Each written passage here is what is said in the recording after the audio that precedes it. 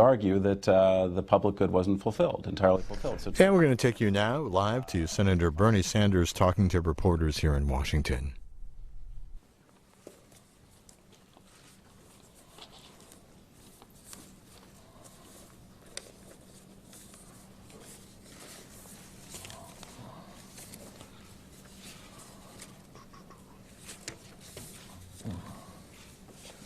Mike.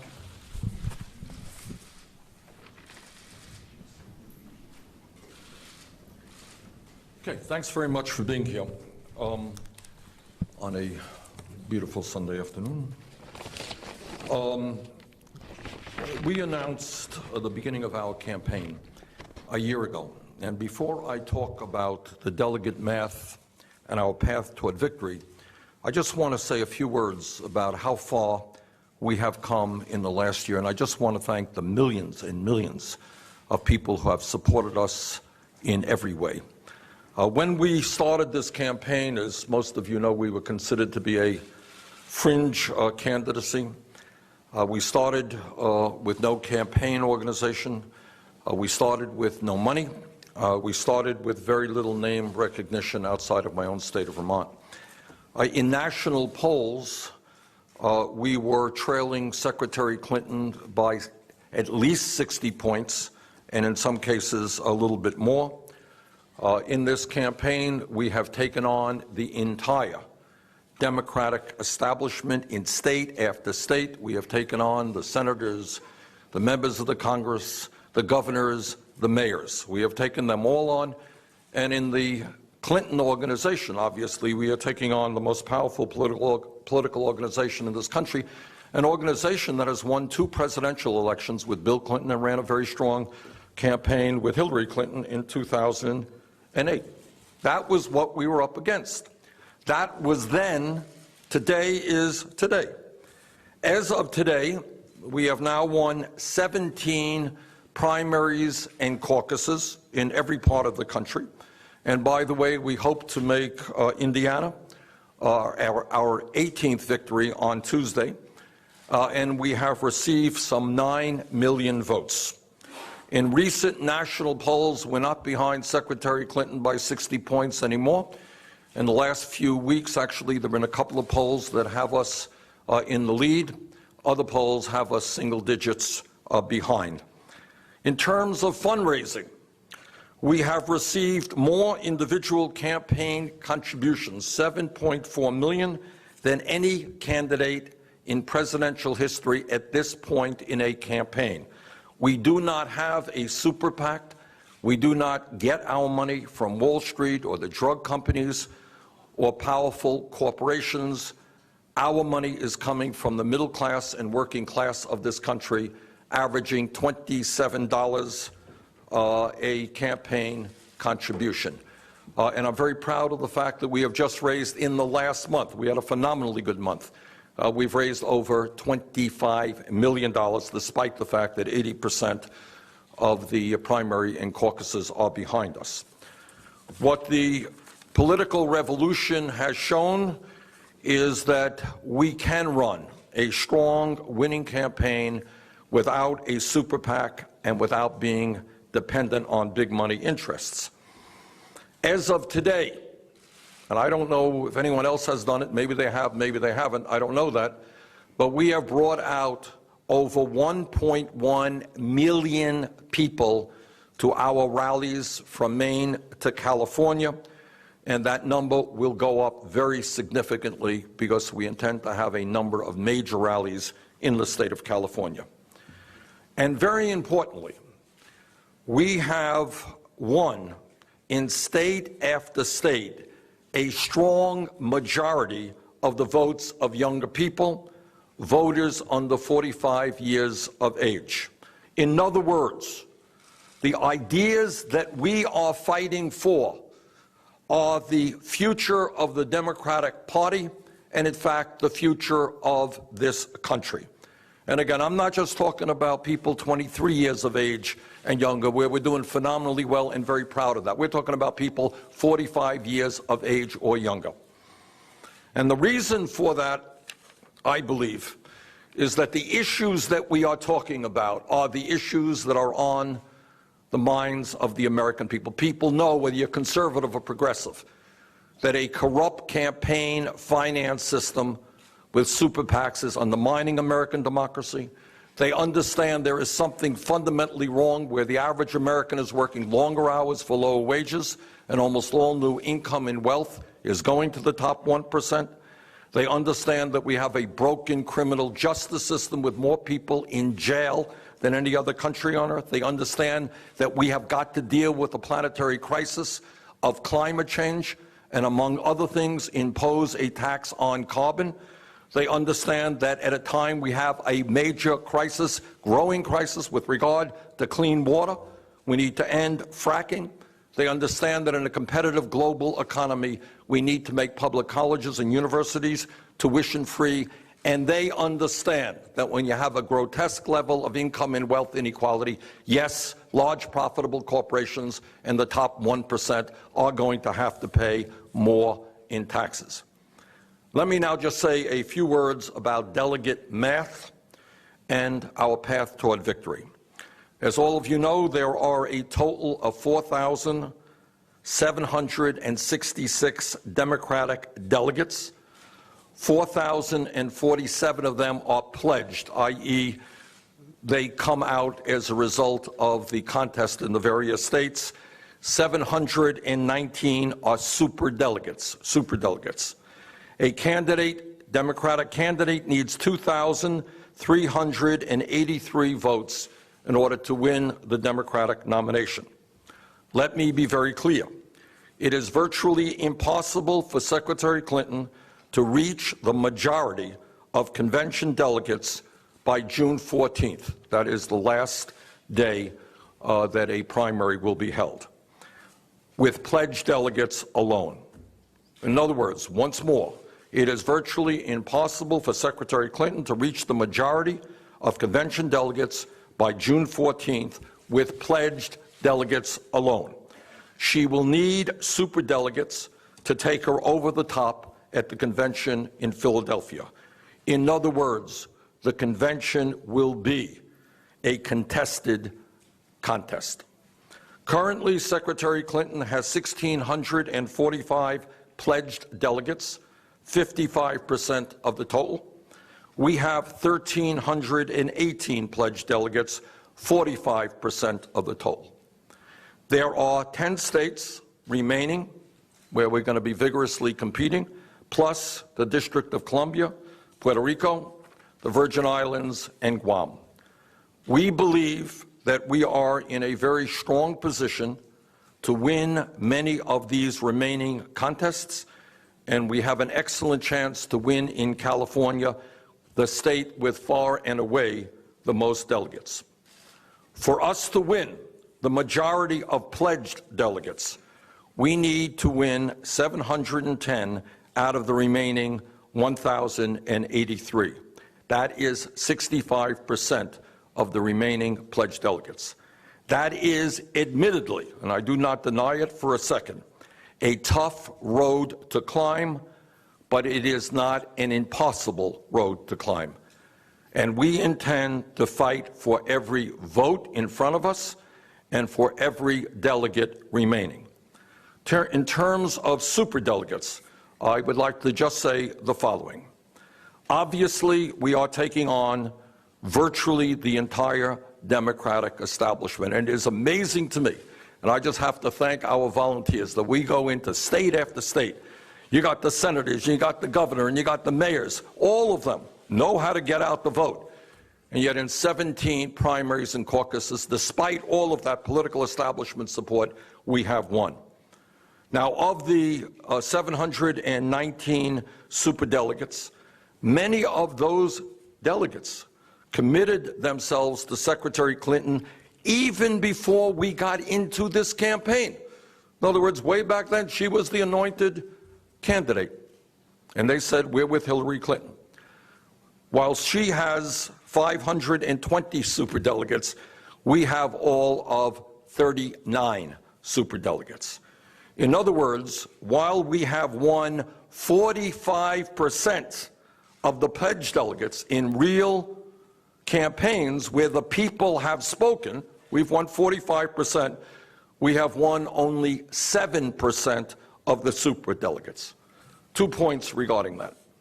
First, those superdelegates in states where either candidate, Secretary Clinton or myself, has won a landslide victory, those superdelegates ought to seriously reflect on whether they should cast their superdelegate vote in line with the wishes of the people of their states. And let me just give you an example of what I mean by that. In the state of Washington, we won that caucus with almost 73% of the vote there. 73% of the vote. In anybody's definition, that is a massive landslide. But at this point, Secretary Clinton has 10 superdelegates from the state of Washington. We have 0. I would ask the superdelegates from the state of Washington to respect the wishes of the people in their state and the votes they have cast. In Minnesota, we won the caucus there with 61% of the vote. Hillary Clinton has 11 superdelegates. We have 3. In Colorado, we won that state with 59% of the vote. Pretty strong margin. Secretary Clinton has 10 superdelegates. We have 0. In New Hampshire, we won that state with more than 60% of the vote. Secretary Clinton has 6 superdelegates. We have 0. And that pattern continues in other states where we have won landslide victories. I would hope very much that the superdelegates from those states where we have won with big margins, or in fact where Secretary Clinton has won with big margins, to respect the wishes of the people of those states and vote in line with how the people of that state voted. Secondly, and extremely importantly, Secretary Clinton and I obviously have many differences of opinion on some of the most important issues facing our country. We disagree on trade policy, on breaking up Wall Street banks. We disagree on the minimum wage. I want to raise it to $15 an hour. She wants to raise it to $12 an hour.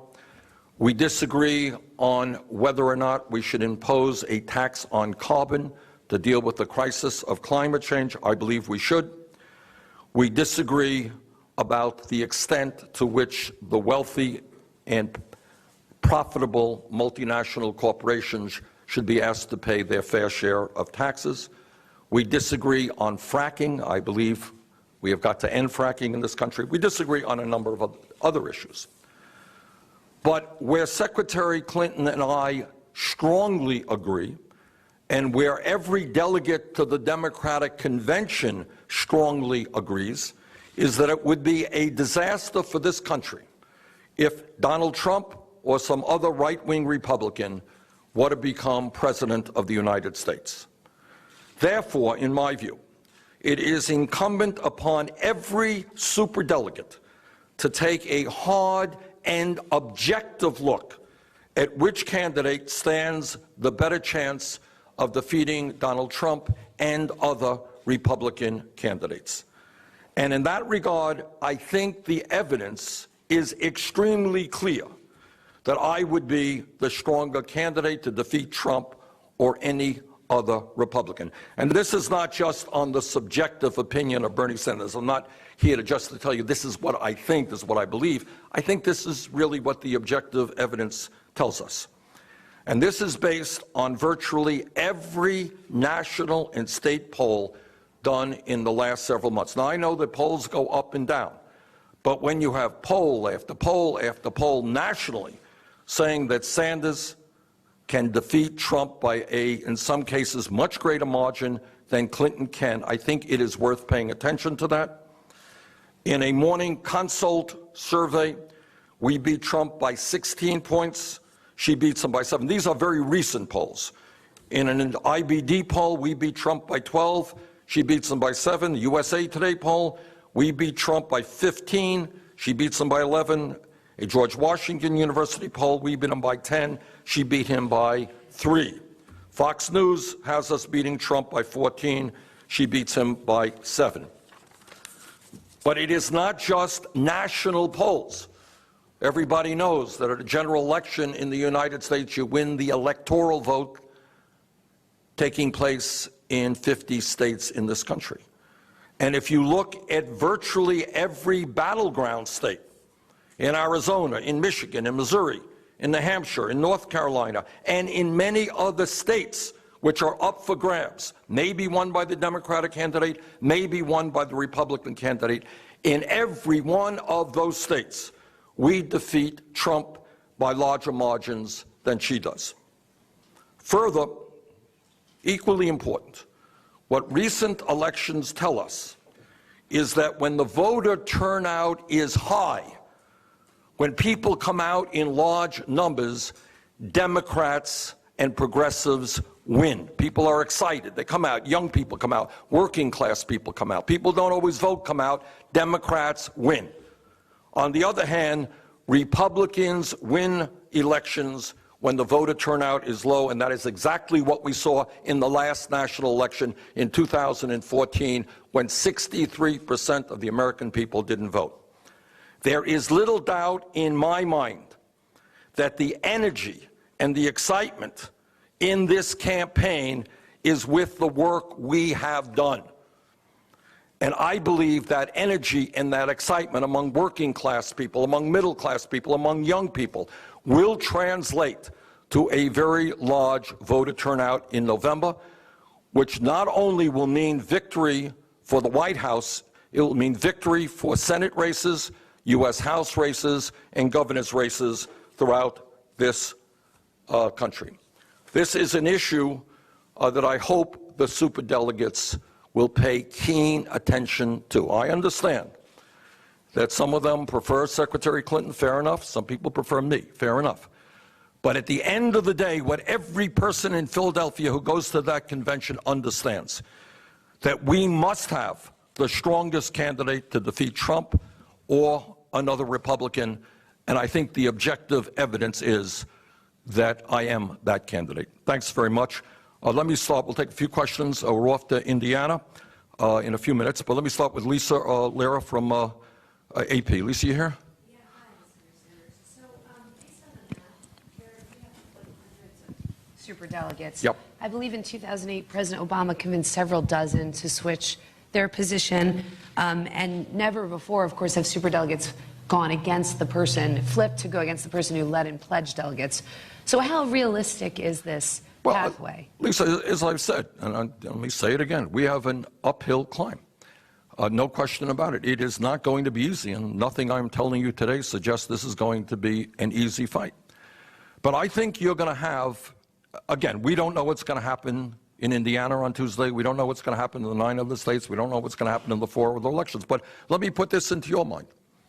What happens if we do really, really well in the remaining 10 states?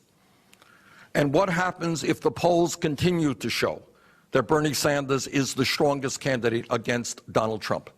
Do I believe that there will be some superdelegates, how many, nobody can tell you, that there will be some duplicate delegates who say, you know, I came on the Clinton campaign even before Sanders got in, you know, but I want to rethink this. Because what is most important is beating Donald Trump. If, and that's an if, I admit, but if that scenario plays out, yeah, I do think you're going to have a lot of superdelegates who say, you know what's most important? It is most important that we defeat Donald Trump in November. John Wagner here.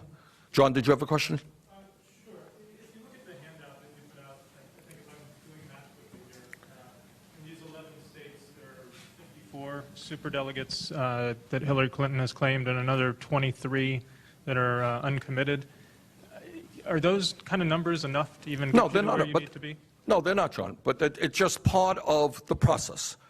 So in other words, those are delegates. There are two, when you're dealing with two superdelegates, I think there are 2 points. Lisa asked one question, you're asking the other. If I win a state with 70% of the votes, you know what? I think I'm entitled to those superdelegates. I think the superdelegates should reflect what the people in the state want. And that's true for Hillary Clinton as well. I can't tell you one thing for me and another thing for Hillary Clinton. If Hillary Clinton wins Mississippi by whatever she wanted, by some huge number, yeah, superdelegates there should vote for her. That's one issue. But the issue that I just talked to Lisa about is a different issue. And that is that while I think we are entitled to pick up many, many dozens of superdelegates, I think the real struggle will be in the hearts and the minds of superdelegates who came on board the Clinton campaign a long, long time ago. And they are going to have to go into their hearts, and they are going to have to ask themselves, do they want the second strongest candidate to run against Trump, or do they want the strongest candidate? And I would hope, I'm not making any predictions, nothing guaranteed here, but I think some of those superdelegates who announced for Clinton even before I got into the race will say, you know what? Bernie has the better chance of defeating Trump, and that is what is most important. Jeff Zelny here. Jeff, did you have a question? Yes, Senator, thank you. Donald Trump said this morning on Fox News Sunday that he is intrigued by some of your message that you have used to take on Secretary Clinton, and he plans to use that message as sound bites and as arguments. Going forward, as you continue through the rest of this, do you plan to change any of your tone? And do you believe that you are contributing to his campaign by helping him advance this argument against Secretary Clinton? I want to congratulate Donald Trump, who has managed to manipulate the media in an unprecedented way. Every word he says is 3 hours on CNN or some other station. No, the Republican Party and Trump have the resources to do all the opposition research they want on Secretary Clinton. They don't need Bernie Sanders' critiques of the secretary. And as I've said before, when you look at a Donald Trump who wants to give hundreds of billions of dollars in tax breaks to the top 0.2%, a man who, despite all of the scientific evidence, thinks that climate change is a hoax, a man who thinks we should not raise the starvation wage, minimum wage of $7.25 an hour. I think in the general election, no matter who runs against him, this guy will not be a strong candidate. You know, I know, and you should know, what Trump is trying to do. He's trying to appeal.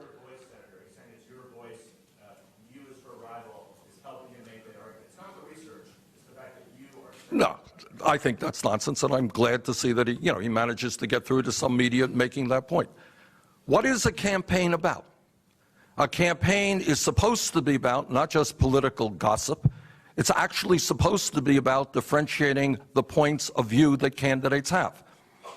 Secretary Clinton and I have different points of view on a number of issues, and I have tried my hardest to run an issue-oriented campaign, explaining to the American people the differences that we have. Now, I may be old-fashioned, but that's kind of what I think democracy is supposed to be about. And frankly, as you've heard me say, Jeff, a million times, I do wish media pays more attention to why the middle class in this country is disappearing, the morality of the grotesque level of income and wealth inequality. Every now and then, maybe mention climate change, the great environmental crisis our planet faces. Every once in a while. I don't want too much out of this. But Trump is trying in a number of ways, I think, to tap into some of my support. If I lose the nomination, he will not get that support. If I lose the nomination, and we're here to do everything we can to win it, I will fight as hard as I can to make certain that Donald Trump does not become president of the United States. Is Nicole here? USA Today? John Nolan, CBS. John here? John, you here? Yeah. Did you have a question? What have you heard back in reaching out to superdelegates and asking them to look at your wins and ones that you may win over? Well, I think there are two separate issues. And it's not just me. It is people in the states. If you live in Colorado, if you live in some of the other states, Minnesota, where we have won landslide victories, I think the superdelegates are hearing from the people in their own state saying, hey, you know what, how about representing the people of our state, whether it's Colorado, Minnesota, or whatever state it may be. And we have got to begin the conversation with many of the superdelegates who signed on with Secretary Clinton very early on. And if I think the objective evidence, and we will see, we still have time to go. We've got to go through June 14th. But I think that if the evidence is there, that we are by far the stronger candidate, I'm confident that we will win some of those folks over. Dan Roberts, Guardian. Dan here? Yes. Hey, Dan. Thanks, Senator. Whatever happens next, you have, as you said, come a long way in a year. Looking back, what lasting achievement are you most proud of? Or to put it another way, if this uphill road doesn't lead to the nomination, what do you think your political legacy will be? I'm not into legacy, Dan. Right now, in the next month and a half, we're fighting to win every delegate that we can. I hope my legacy will be that I was a very good president of the United States. Mary Alice here? Where are you, Mary? There you are. Thanks, Senator. If you do not secure the majority of pledged delegates, do you still believe that superdelegates should switch and back you, in essence, rejecting the opinion of the voters? Yeah, well, it's a funny thing. We're, right now, you have state after state where we have won landslide victories, and there are superdelegates who are saying we don't have to listen to the people. We'll vote for Hillary Clinton.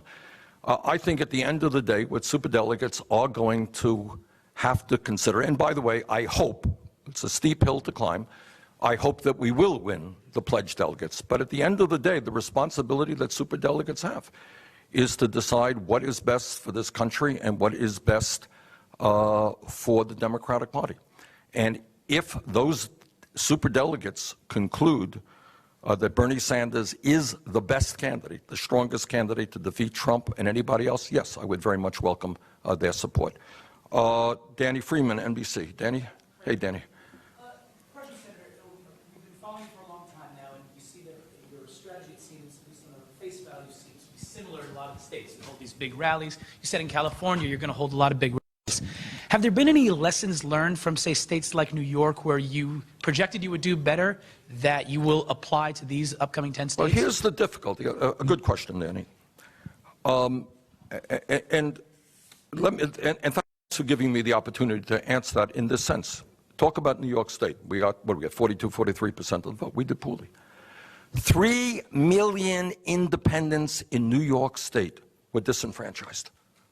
They could not vote because of the crime of writing down that they were independents. I think that that's absurd. Now, I cannot tell you, and I won't tell you, that if the independents, 3 million of them, were allowed to vote, and by the way, in most polls, in most contests, we do far, far better than Clinton does in the independent vote, sometimes when you get 2 out of 3 votes. I cannot tell you that if independents were allowed to vote in New York State, we would have won. I don't know. No question, though, we would have done much, much better. So we walk into, not only are we taking on, I don't mean to cry here, we know what we're getting into. We know what the rules are. We accept them. We're doing the best that we can.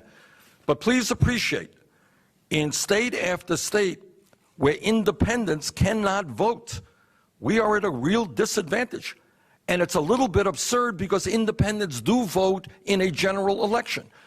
So if Democrats want the strongest candidate out there to take on a Republican, I think it's pretty dumb to be excluding independents, and I hope and will fight, whether I win or not, to change those rules. But to answer your question, frankly, in hindsight, it is always, you can always think about things that you should have done better. And someday, I will tell you all those things. But at the end of the, and that's true for any campaign. I'm sure you talk to Clinton's campaign, they'll tell you all the things they could have done better. But, I am enormously proud of the campaign that we have run up to this point, and I hope it gets better. Any of you here who would have bet that on May 1st, Bernie Sanders would have won 17 primaries and caucuses, if you had the odds that I think you would have a year ago, you wouldn't be sitting here. You'd be off very wealthy individuals. So we're proud of the campaign that we ran. Millie Legerin here? Millie here? Millie here? Okay. Yes, ma'am. Did you want? And that may be the last question. I think we got to get a plane here. You've had a little bit more about what Clinton said about reaching out to Sanders supporters? Pardon me? ¿Quieres hacerlo? ¿Qué le digo?